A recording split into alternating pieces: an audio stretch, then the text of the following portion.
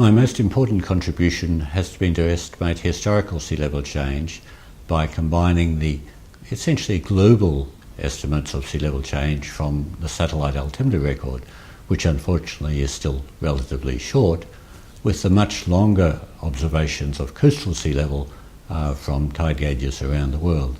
In this way, we've been able to estimate the rate of change from 1880 to the present and seen the increase in that rate, the acceleration in the rate of sea level rise.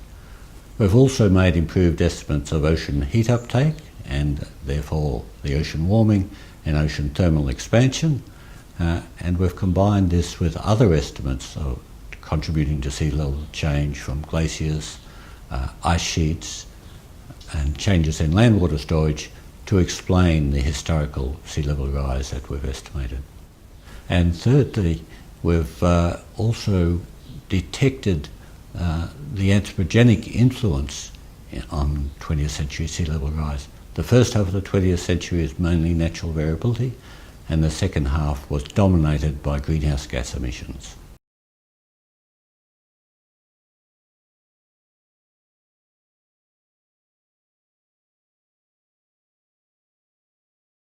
Today, about 150 million people live within a metre of high tide level.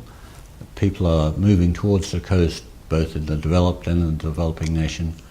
By 2100, there could be several hundred million people living in the 1 in 100 year flood tide region very close to the coast.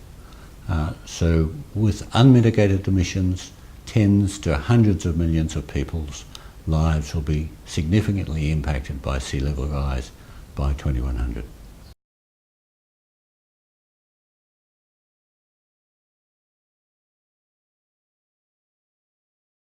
Greenhouse gas concentrations, atmospheric temperatures, ocean heat content, and sea level are all continuing to increase.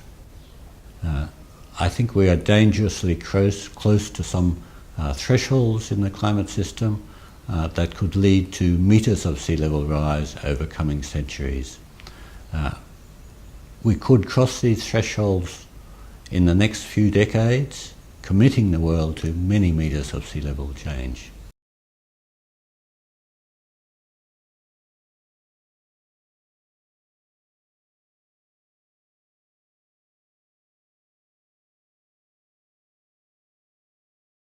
Scientists need to clearly communicate what is happening, what are the facts of climate change, and what are the implications of that change, regardless of whether those people are politicians, people in power, or just private individuals. It's important that we communicate the facts. Ultimately, the public will have a major say in deciding what future climate policy will be, but they can only do that if they are adequately informed.